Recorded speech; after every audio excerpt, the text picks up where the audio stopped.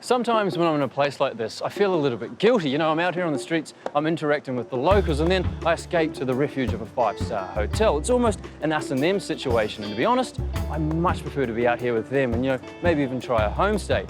But on this leg of the journey, I'm staying right here at the Rembrandt Hotel Bangkok, and it is pretty flash. I've stayed in some pretty ordinary places, and some downright horrid ones. But on occasion, I get the five-star option. There's nothing wrong with the odd treat, and with the money saved on everything else on this trip, a few nights and somewhere flash is well within the budget. I often like to stay in more comfortable hotels at the start and the end of a trip. Early on, you need to recover from flying, and by the end, it's just nice to have some luxury. It's almost like an oasis. You know, out there, it's noisy, there's heaps of chaos, but here, it's peaceful and it's nice and clean. Now, don't get me wrong, I love being out there amongst the action, but sometimes it's nice to just be able to relax and, you know, send some emails.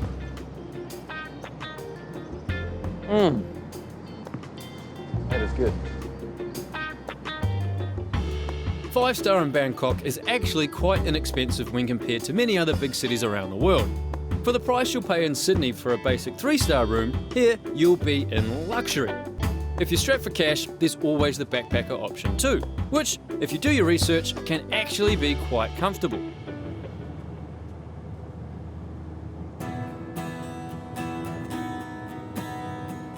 After a few days in the city, I was keen to head somewhere out of town and a bit slower paced.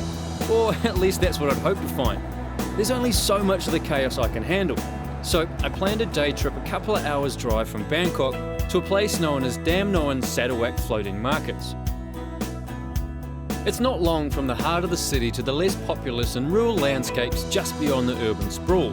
But while there are far few people living here, there's still a bit of that disorder and excitement that makes Thailand so much fun. Around 60 kilometres from Bangkok is Samut Songkhram.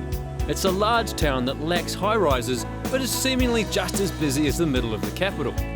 We had a brief stop here to stretch the legs and check out a market that the area is famous for.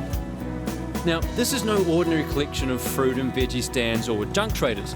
It's not so much what they sell here, but the location they choose to do their trade in. This is Mat Long Market. It's pretty typical of the market you're going to find in Thailand. You can buy pretty much anything.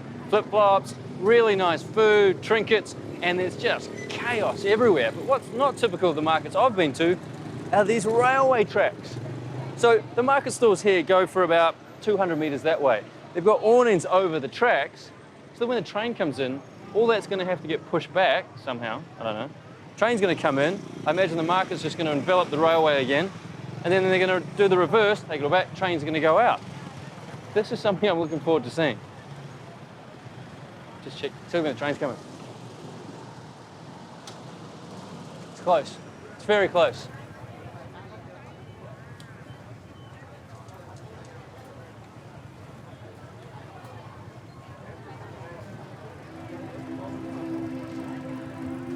I don't think the train driver's really going to worry about the market stall. He's going to worry about the tourists taking photos.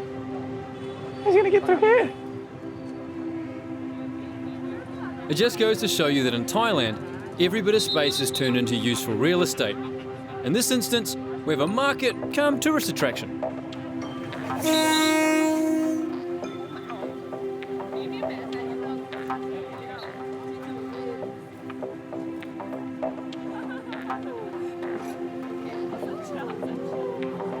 The nickname for this market is Talab Rom Hoop, which means umbrella pull-down market. Not exactly creative, but an appropriate description. The stall holders and shoppers are far outnumbered by the tourists that come here to see the phenomenon. Wow, that was amazing. Look at the shops going back. This is crazy. The weirdest thing about this is all the tourists getting in the way. Wow, the locals really don't care too much for the people getting in the way. And that was it. That was about a minute of everything going back, tourists flocking in, and the train went past.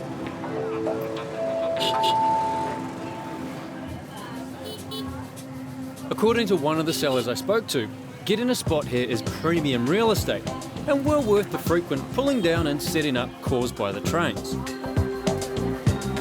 Hello.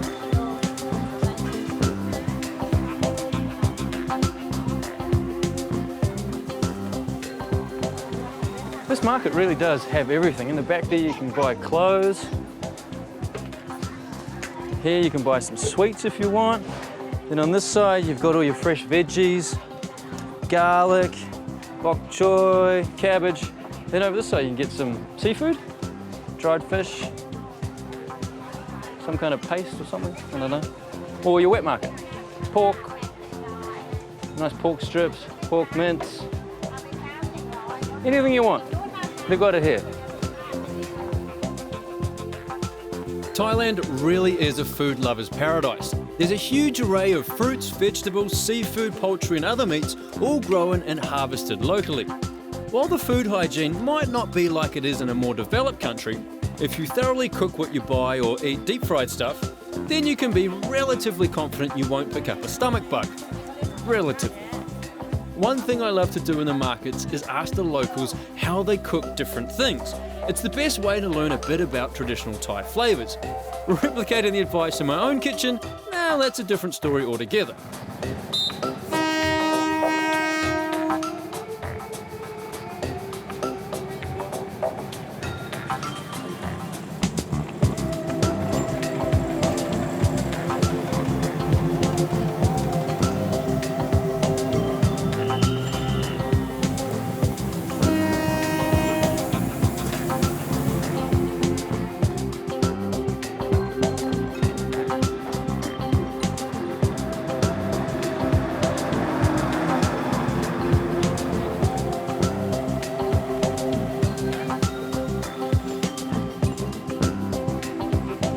Just like a well-rehearsed stage play, the market resets itself for trading.